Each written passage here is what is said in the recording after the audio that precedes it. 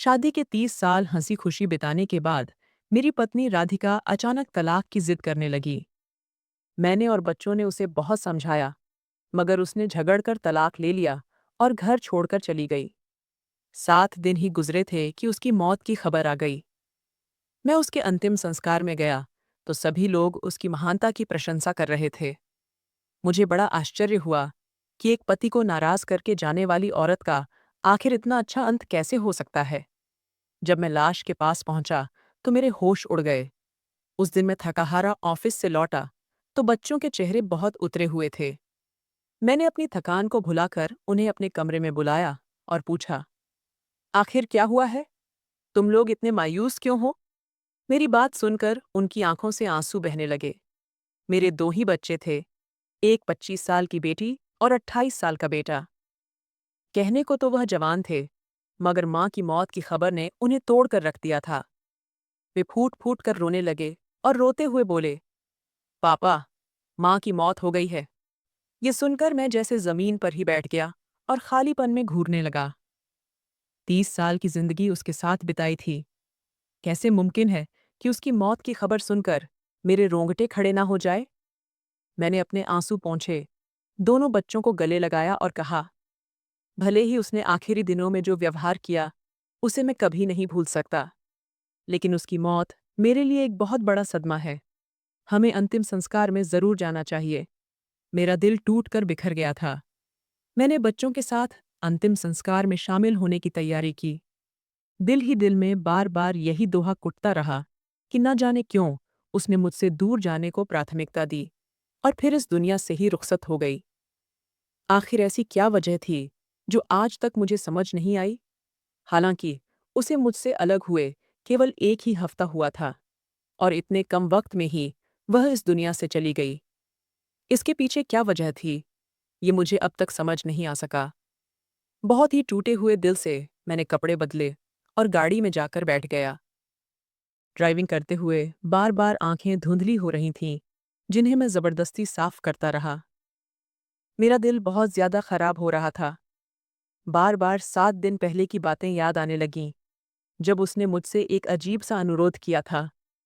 बहुत झगड़े के बाद मैंने वह बात मान ली थी। अब जो खबर मुझे मिली, उसे सुनकर तो मेरे पैरों तले जमीन ही खिसक गई कि वह सिर्फ एक हफ्ते के अंदर इस दुनिया से चल बसी। आखिर ऐसा क्या हुआ था कि उसने मुझसे दूरी अपनाने को प्राथमिकता दी? इन्हीं सोचों में डूबा हुआ मैं उसके मायके पहुंचा। जैसे ही अंदर कदम रखा, लोग ऊंची आवाज में रोने लगे और ऊंची आवाज में उसकी प्रशंसा करने लगे। मैं हैरान रह गया कि सबको हमारे झगड़े के बारे में मालूम था, फिर भी कोई उसे बुरा भला नहीं कह रहा था। उल्टा सब उसका अच्छा रवैया याद कर रहे थे। मैं अंत्य विधि में शामिल हुआ और देखा कि हर कोई उसकी तारीफ कर रहा था। मैं हैरान था कि जब उसने मुझसे तलाक लिया था तो पूरे खानदान में बात फैल गई थी, लेकिन अब वही लोग उसकी तारीफ करते नहीं थक रहे थे। आखिर इसकी वजह क्या थी? इन्हीं सवालों के जवाब ढूंढते हुए मैंने उसकी मयत को देखने की ख्वाहिश जाहिर की। जैसे ही मैं वहां पहुंचा, किसी ने मुझे आवाज देकर रोका और एक चीज मेरे हाथ में थमा दी। उसे देखकर मुझे सारी बात समझ में आ गई कि आखिर उसने मेरे साथ ऐसा व्यवहार क्यों किया था। मैं वहीं बैठा हुआ फटी फटी निगाहों से उस चीज को देखता रहा, सोचने लगा कि यह क्या हो गया। मैं अपने अतीत में खो गया। मेरा अतीत बेहद दर्दनाक और कड़वी हकीकतों से भरा हुआ था, और यह कड़वी सच्चाई पिछले एक हफ्ते में मेरी जिंदगी में आई थी, जिसने मेरी दुनिया उजाड़ कर रख दी। मैं वहीं बैठा बैठा उन तमाम मंजरों को सोचने लगा। अब हकीकत मेरे सामने थी। मुझे पता चल चुका था कि अपने पति को नाराज करने वाली औरत के साथ भी अच्छा बर्ताव कैसे हो गया। जब मुझे सच्चाई का पता चला तो मेरा दिल जोर जोर से धड़कने लगा। मैंने वहीं बैठकर अपना सिर घुटनों में छुपा लिया और नम आंखों के साथ उन तमाम यादों को याद करने लगा, जिनमें एक हकीकत छिपी हुई थी, लेकिन मेरी निगाहों से वो ओझल रही। मेरा नाम विनय है। मैं अपने माँ बाप का सबसे बड़ा बेटा हूँ। मेरे बाद 3 बहनें हैं और एक छोटा भाई। जब मैं 10 साल का था तो माँ विधवा हो गई थी। पिताजी की शक्ल मुझे हल्की हल्की याद है, लेकिन पूरी तरह से वह मेरी यादों से मिट चुकी है, क्योंकि उस समय इतनी समझ नहीं थी। होश तब आया जब माँ ने मुझसे कहा कि अब घर की सारी जिम्मेदारी तुम्हारे कंधों पर है। उस वक्त मेरी उम्र सिर्फ 12 साल थी। मैंने अपनी पढ़ाई छोड़ दी और एक छोटी सी परचून की दुकान पर काम करने लग गया। सुबह 9 बजे जाता और रात 12 बजे वापस आता। मुझे महीने भर की तनख्वाह बहुत कम मिलती थी, लेकिन माँ के लिए वह भी बहुत थी। वह खुद भी मेहनत करती थी, घर घर जाकर काम करती, मगर वह मजबूर थी। इस तरह उनके काम और मेरी दुकान की नौकरी से हमारा गुजारा चलने लगा। कभी कभी कंगाली की नौबत भी आ जाती, लेकिन माँ ने हमेशा सब्र और शुक्र का दामन थामे रखा। इसलिए यह वक्त भी गुजर गया। दिन बीतते गए।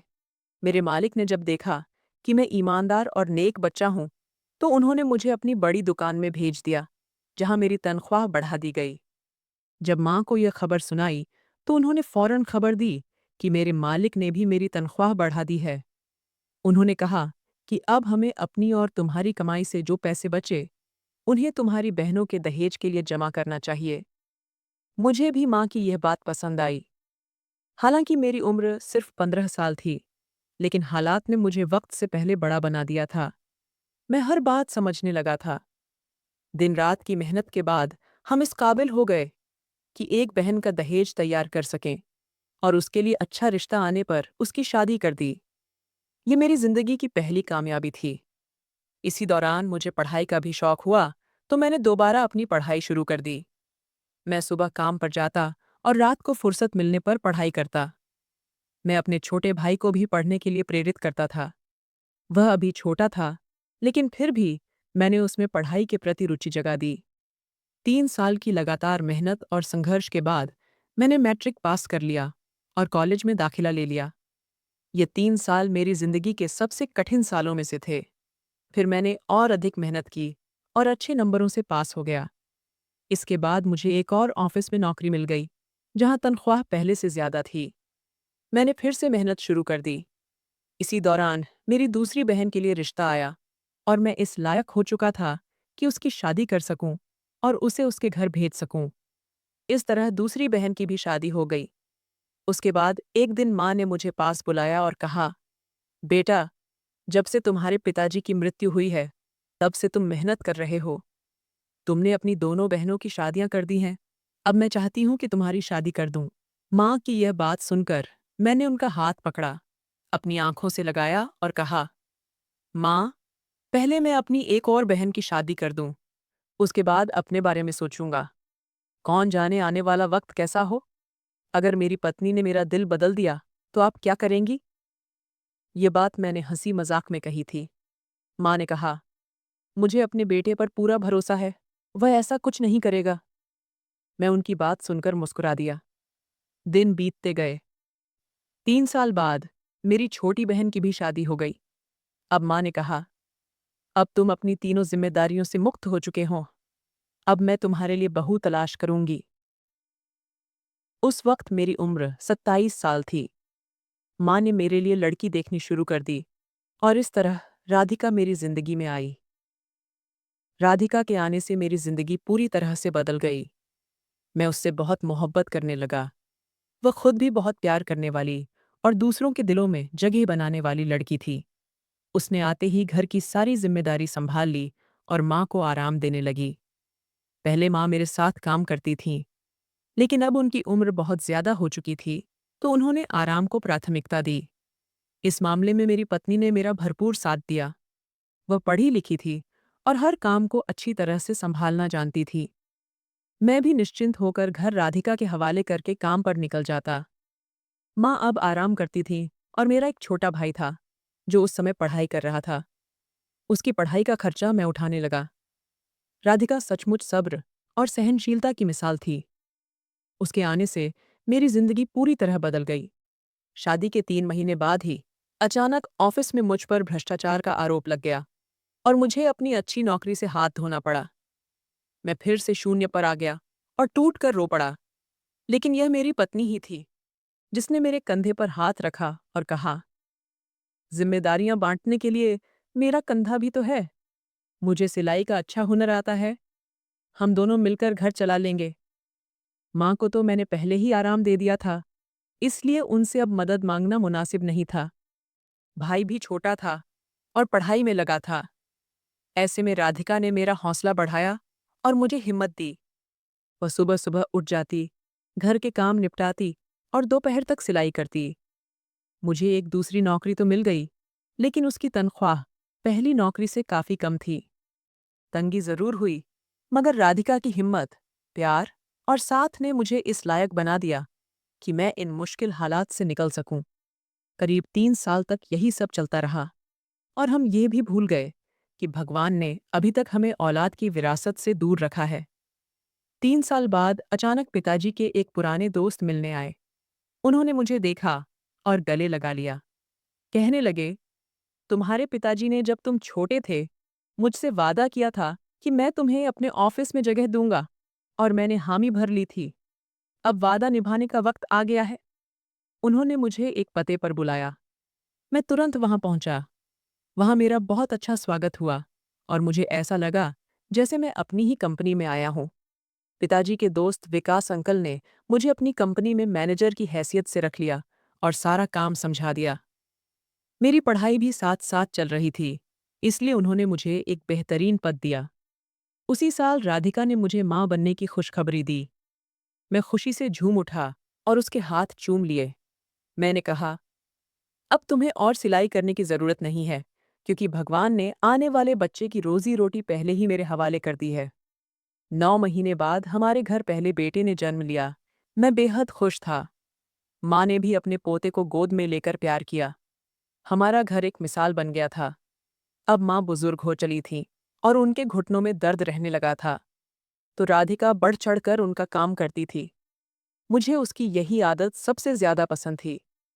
कभी-कभी मैं उसके सामने ही माँ से कहता था, माँ, आपकी या मेरी कौन सी ऐसी नेकी भगवान को पसंद आ गई कि भगवान ने आपको राधिका जैसी बहू और मुझे राधिका जैसी पत्नी दी। भगवान ने मेरी जिंदगी पर बहुत बड़ा एहसान किया है, जिसे मैं कभी चुका नहीं सकता। राधिका ने मेरा साथ उस वक्त दिया जब मुझे लगा कि मैं पूरी तरह टूट चुका हूँ, जब मुझे ऐसा लगा कि अब कोई मेरा सहारा नहीं बनेगा। उसने हर अच्छे बुरे वक्त में मेरा साथ दिया और मुझे सही गलत की पहचान करने में बहुत मदद की। मेरे बच्चों की परवरिश भी मिसाली रही। उसकी जितनी खूबियां थीं, अगर उन्हें गिनने बैठूं तो कभी खत्म ही ना हो। वह वाकई में बहुत अच्छी गृहिणी साबित हुई थी। मेरी जिंदगी में उसके जैसा कोई और हो ही नहीं सकता था। जब डॉक्टर ने माँ को पूरी तरह बेड रेस्ट की सलाह दी, तब राधिका ने सारी जिम्मेदारियां संभाल लीं। मैंने उससे कहा था कि तुम्हारी मदद के लिए मैं एक नर्स रखवा देता हूँ, लेकिन उसने तुरंत सख्ती से मना कर दिया। कहने लगी, घर के बुजुर्गों को अगर कोई बीमारी लग जाए तो उन्हें दूसरों के हवाले नहीं किया जाता, बल्कि यह तो एक सेवा का मौका है जिसे आपको पूरी तरह निभाना चाहिए। यह ईश्वर की देन है, जिनके कदमों तले स्वर्ग है। उसकी यह बात सुनकर मुझे उस पर बेहद प्यार आया। इसी दौरान उसे दूसरी बार माँ बनने की खुशी भी मिली, लेकिन उसने अपनी इस खुशी को एक तरफ रखकर मेरी माँ की भरपूर सेवा की। माँ ने अपने आखिरी वक्त में उसे बहुत दुआएं दी और कहा, तू अपनी अच्छी आदतों से इस घर को स्वर्ग बना गई है। खुदा तेरे स्वर्ग को भी संवार दे और तेरा स्वागत करे। उनकी इस दुआ पर मैं कभी-कभी हंस देता और माँ से कहता, माँ, क्या आप अभी से मेरी पत्नी को मरने की दुआएं दे रही हैं? तो राधिका मुझे टोक देती और कहती, ऐसा ना कहिए। बुजुर्गों की दुआओं में बहुत से रज छिपे होते हैं। उन्हें दुआ देने दीजिए। अगर उनकी दुआ मुझे लग गई, तो मेरी दुनिया और परलोक दोनों संवर जाएंगे। माँ का मन उससे लग गया था और वे अपने आखिरी वक्त में ज्यादातर उसी के पास रहती और बातें करती। मैं बेटा होकर उतनी सेवा नहीं कर सका, जितनी एक बहू बनकर राधिका ने की। और जब माँ की मौत हुई, तो सबसे ज्यादा रोने वाली भी वही थी और सबसे ज्यादा सदमा भी उसी को हुआ था, क्योंकि माँ की उसे आदत हो गई थी। मेरी माँ के साथ रहने और उनसे बातें करने की आदत थी, लेकिन अब अचानक उनका इस दुनिया से रुखसत हो जाना मेरे लिए बहुत बड़ा सदमा था। घर में बिल्कुल खामोशी और सन्नाटा छा गया। मेरी पत्नी भी काफी हद तक चुप और गंभीर रहने लगी। मैंने उसे दिलासा और तसल्ली दी कि सब कुछ ठीक हो जाएगा। माँ की मौत का उस पर भी गहरा असर हुआ था। इसी दौरान हमारे यहाँ दूसरे बच्चे की पैदाइश हुई। हमारी बेटी के आगमन से उसका ध्यान बंट गया और मैंने इसका शुक्र अदा किया, वरना वह हर वक्त गुमसुम रहती थी। उसे यूं चुप देखकर मैं खुद भी अंदर ही अंदर शर्मिंदा महसूस करता। बेटी के आने से उसकी जिंदगी में व्यस्तता बढ़ गई थी और वह बच्चों की परवरिश में पूरी तरह लग गई थी। दिन गुजरते गए, हमारे बच्चे जवान हो गए और मैं अपनी नौकरी में तरक्की करते हुए एक अच्छे ओहदे तक पहुंच गया। तनख्वाह भी अच्छी खासी हो गई थी। बच्चों को अच्छे स्कूलों में पढ़ाया। राधिका ने हर जिम्मेदारी खुद संभाली और वह मेरे लिए एक बेहतरीन पत्नी साबित हुई। लेकिन कुछ समय से मैं देख रहा था कि शादी के 30 साल पूरे होने के बाद वह अचानक बहुत खामोश रहने लगी थी। हमारी शादी की 30वीं सालगिरह मनाने के कुछ समय बाद वह अक्सर कहीं खोई खोई सी रहती और उसकी आंखों में आंसू तैरते दिखाई देते। बच्चों ने भी मुझसे इस बारे में जिक्र किया। एक दिन मैं उसके कमरे में गया और बेहद प्यार और मोहब्बत से उससे पूछा, राधिका, क्या बात है? हमारी जिंदगी तो एक दूसरे के साथ बेपनाह जुड़ी हुई है। मेरा तुम्हारे बिना रहना और तुम्हारा मेरे बिना रहना नामुमकिन है। तो फिर अचानक तुम इस कदर उदास और चुप-चुप क्यों रहने लगी हो?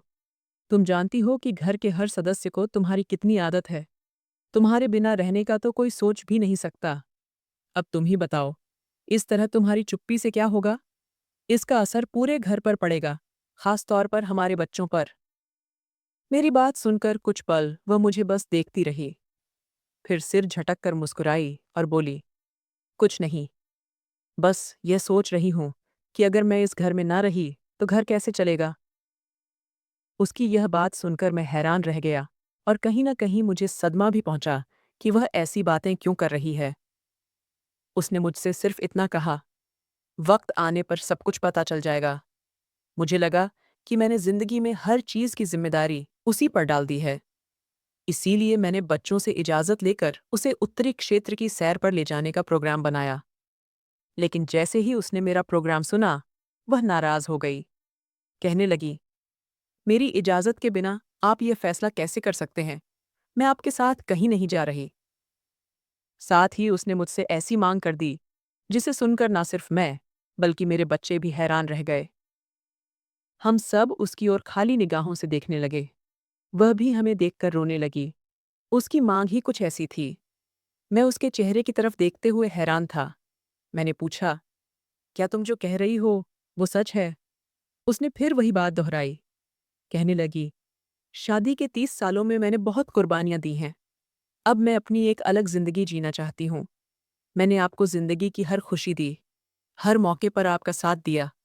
अब बस एक आखिरी ख्वाहिश है, बल्कि समझ लीजिए ये आपके साथ बिताए वक्त का एक तोहफा है जो मैं आपसे लेना चाहती हूँ। मैं आपसे तलाक चाहती हूँ। ये सुनकर मैं वहीं खड़ा रह गया और बैठ सा गया। रूखी हुए अंदाज में उसकी ओर देखा और कहा, राधिका, तुम होश में हो? ये तुम क्या कह रही हो? उसने अपने आंसू पोंछे और कहा, मैं बिल्कुल होश में हूँ।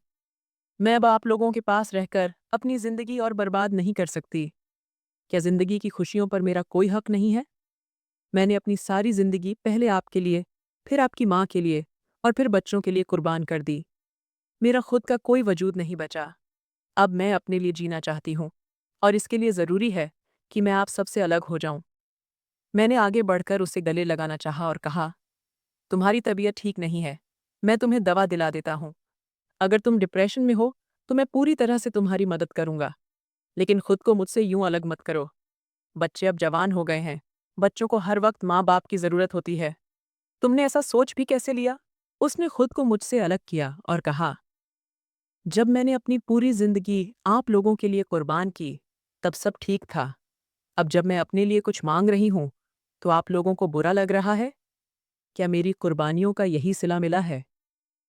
3 दिनों तक वह मुझसे बार बार यही मांग करती रही और मैं उन 3 दिनों में खुद को जैसे अंगारों पर चलता हुआ महसूस कर रहा था। मुझे समझ नहीं आ रहा था कि वह ऐसा क्यों चाह रही है। उसे वजह पूछता तो वह कहती, वजह मेरे और भगवान के दरमियान है। मैं यहाँ रहना ही नहीं चाहती, तो फिर आप लोग मुझे मजबूर क्यों कर रहे हैं? मैंने उसे दुनिया के डर दिखाए, समाज की बातों का हवाला दिया मैंने कहा, सोचो, लोग क्या कहेंगे? शादी के 30 साल बाद तलाक की क्या वजह हो सकती है? लोग तुम्हारे किरदार पर उंगली उठाएंगे। अगर तुम्हें मुझसे कोई शिकायत है, तो मुझसे कहो, मैं उसे दूर कर दूंगा, लेकिन इस तरह मुझसे अलग मत हो। उसकी इन बातों को सुनकर मेरा दिमाग सुन्न हो गया। अगर मैं उस वक्त गौर करता, तो समझ जाता कि वह पहले से कहीं ज्यादा कमजोर हो चुकी थी। उसकी आंखों के नीचे गहरे काले घेरे बन चुके थे। वह हर वक्त सर पर दुपट्टा ओढ़े रहती और न जाने क्यों दिन ब दिन दुबली होती जा रही थी। अगर मैं उसके कहे शब्दों से हटकर उसके हालात पर ध्यान देता, तो शायद अंदाजा हो जाता। मेरे बच्चों ने भी मेरा ध्यान इस ओर दिलाया था, लेकिन मैं तो बस उसे रोकने की कोशिश करता रहा। मैंने उसे रोकने के लिए हर मुमकिन कोशिश की, यहाँ तक कि उसके कदमों में गिर गया। लेकिन उसने यह कहकर मुझे पीछे हटा दिया, ये मेरी जिंदगी है और मैं ही इसका फैसला करूंगी। अब मैं किसी की भावनात्मक ब्लैकमेलिंग में नहीं आऊंगी। मैं वही करूंगी जो मेरा दिल चाहता है। आपके पास सिर्फ 2 घंटे हैं। अगर इन 2 घंटों में आपने मुझे तलाक नहीं दी, तो मैं अदालत से खौला ले लूंगी। उसकी यह बात सुनकर मुझे ऐसा लगा जैसे किसी ने मेरी रूह छीन ली हो। मैंने तुरंत ही उसे तलाक दे दी। वह चुपचाप अपना सामान बांधकर चली गई। मैं बस उसे जाते हुए देखता रहा और कुछ भी नहीं कर सका। बस हाथ मलता रह गया। बच्चे मुझसे लिपटकर खूब रोए, कहने लगे, पापा, आपने यह क्या कर दिया? माँ को खुद से जुदा क्यों किया? आपको ऐसा नहीं करना चाहिए था। बच्चे बहुत परेशान हो गए थे। 3 दिन बाद वे अपनी पढ़ाई में मशगूल हो गए।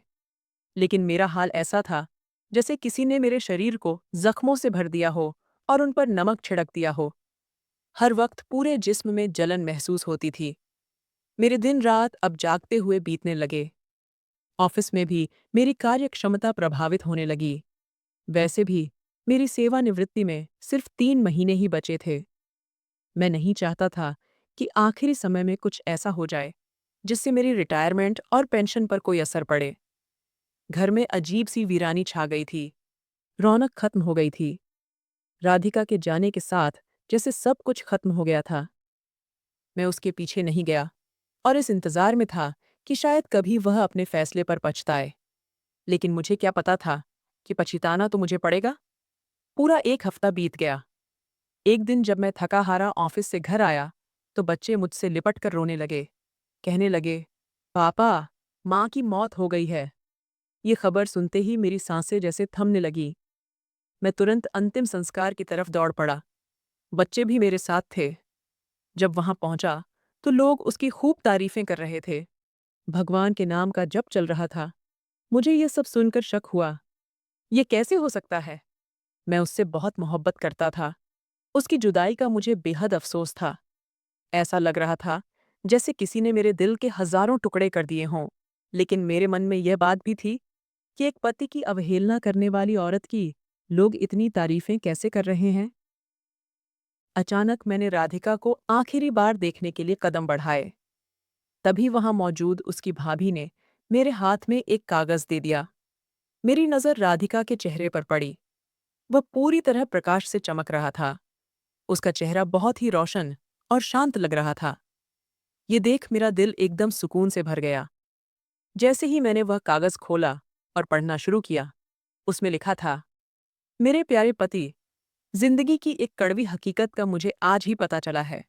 यह हकीकत इतनी दर्दनाक है कि चाहकर भी उसे झुठला नहीं सकती।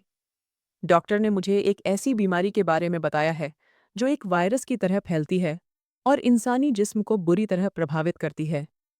ये बीमारी हर 100 में से किसी एक को होती है, और जिसे होती है उसका पूरा घर भी इसकी चपेट में आ सकता है।